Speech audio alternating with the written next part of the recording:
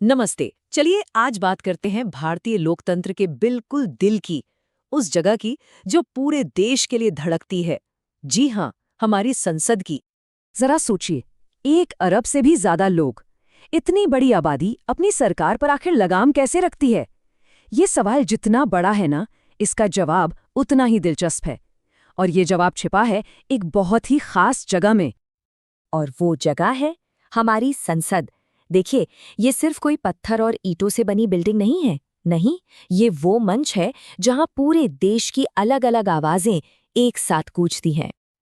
अक्सर लोगों को लगता है कि संसद मतलब बस कानून बनाने वाली एक फैक्ट्री, पर ऐसा बिल्कुल नहीं है। असली एक्शन तो यही होता है। गर्मा गर्म बहसें, जोरदार विरोध, कभी वॉकआउट, तो कभी कभी सब कुछ भुलाकर गजब का सहयोग भी देखने को मिलता है। सही मायनों में ये हमारे लोकतंत्र की असली धड़कन है।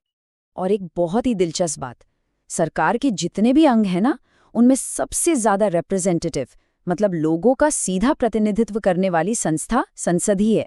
और इसके पास ताकत कितनी है? ये सरकार को चुन भी सकती है और उसे हटा भी सकती है। मतलब ये सचमुच में जनता की ताकत का सबसे बड़ा सिंबल है। तो सवाल ये उठता है कि इतनी शक्तिशाली संस्था आखिर काम कैसे करती है। चलिए जरा इसकी स्ट्रक्चर को, इसकी बनावट को समझते हैं, क्योंकि इसकी असली ताकत ना इसी बनावट में छिपी हुई है। इसे समझने का एक बहुत ही आसान स्कूल वाला तरीका है। मान लीजिए ये एक ही क्लास के 2 सेक्शन हैं, जैसे 11A और 11B। हैं तो दोनों 11वीं क्लास के ही, दोनों जरूरी हैं, लेकिन दोनों के काम करने का तरीका थोड़ा अलग-अलग है। तो ये 2 सेक्शन कौन से हैं? पहला है लोकसभा, यानी लोगों का सदन, और दूसरा है राज्यसभा, यानी राज्यों की परिषद। अब देखिए, लोकसभा में जो सदस्य बैठते हैं उन्हें देश की जनता सीधे चुनकर भेजती है पूरे 5 साल के लिए। वहीं दूसरी तरफ राज्यसभा के सदस्य सीधे नहीं चुने जाते, उन्हें राज्यों की विधानसभाओं के सदस्य चुनते हैं 6 साल के लिए। तो एक तरह से वो पूरे राज्य की आवाज होते हैं। वैसे एक और मजेदार बात, देश के लेवल पर मतलब नेशनल पार्लियामेंट में तो ये 2 सदन हैं, लेकिन भारत के हर राज्य में ऐसा नहीं है। कुछ ही राज्यों में ये सिस्टम है। ये दिखाता है कि हमारा फेडरल स्ट्रक्चर कितना डाइवर्स है। तो फिर इन 2 सदनों का फायदा क्या है? क्यों है ये सिस्टम? देखिए, सबसे बड़ा फायदा तो ये है कि ये हर कानून पर एक डबल चेक लगा देता है। मतलब कोई भी फैसला जल्दबाजी में नहीं लिया जा सकता। हर बिल पर 2 बार बहस होती है, उसे 2 अलग-अलग नजरियों से परखा जाता है। इससे न सिर्फ बेहतर कानून बनते हैं, बल्कि ये भी पक्का होता है कि देश के अलग-अलग हिस्सों की आवाज सुनी जाए। अच्छा, बनावट तो समझ आ गई, पर संसद असल में करती क्या है? चलिए अब इसके काम पर एक नजर डालते हैं। कानून बनाने से लेकर देश का पूरा बजट संभालने तक इसके काम बहुत बड़े हैं।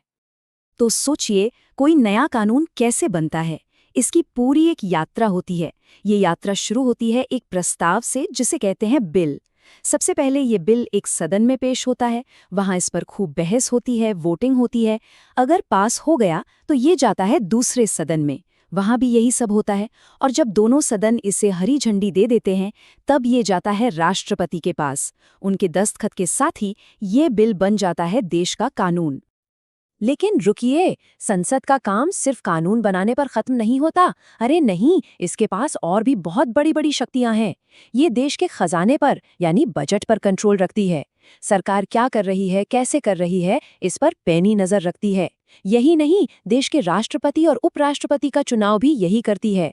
और हाँ, कुछ खास मामलों में तो इसके पास जजों को हटाने जैसी न्यायिक शक्तियां भी होती हैं। चलिए अब आते हैं संसद के शायद सबसे दमदार काम पर, और वो है सरकार को जवाबदेह बनाना, अकाउंटेबिलिटी फिक्स करना। पर यह होता कैसे है? हवा में तो नहीं होता होगा, है ना? चलिए कुछ असली किस्सों से इसे समझते हैं। ये एक बहुत बढ़िया उदाहरण है। साल था 2002। सरकार ने फर्टिलाइजर यानी उर्वरक की कीमतें बढ़ा दी, लेकिन संसद में विपक्ष ने इस मुद्दे को इतना जोर शोर से उठाया, इतना दबाव बनाया कि सरकार को आखिर में झुकना पड़ा और अपना फैसला वापस लेना पड़ा। सोचिए, ये है संसदीय जवाबदेही की असली ताकत। एक और किस्सा सुनिए, 1998 का। तब यूरिया की कीमतें बढ़ाने पर इतना हंगामा हुआ कि पूरा का पूरा विपक्ष सदन से उठकर बाहर चला गया। इसे ही वॉकआउट कहते हैं। ये सरकार की किसी पॉलिसी पर अपना गहरा विरोध जताने का एक बहुत पावरफुल तरीका है। तो सवाल ये है कि संसद ये दबाव बनाती कैसे है। इसके लिए उसके तर्कश में कई तीर हैं, कई टूल्स हैं, जैसे कि प्रश्नकाल। इसमें मंत्रियों को हर तीखे सवाल का जवाब देना ही पड़ता है।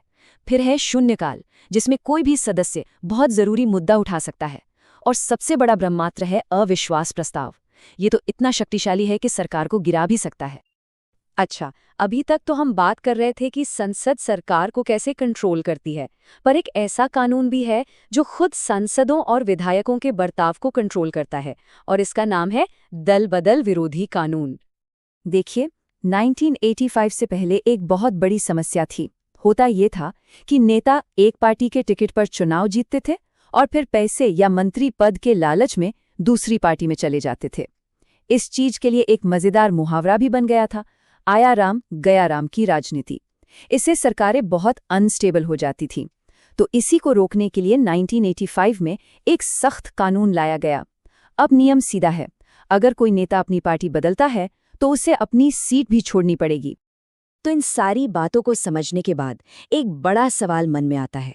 आज के दौर में जब सरकारें इतनी शक्तिशाली हो गई हैं, उनके पास इतनी पावर है, तो क्या सरकार पर लगाम कसने वाली संस्था के रूप में संसद का रोल, उसकी भूमिका पहले से कई ज़्यादा ज़रूरी, कई ज़्यादा क्रिटिकल नहीं हो गई है?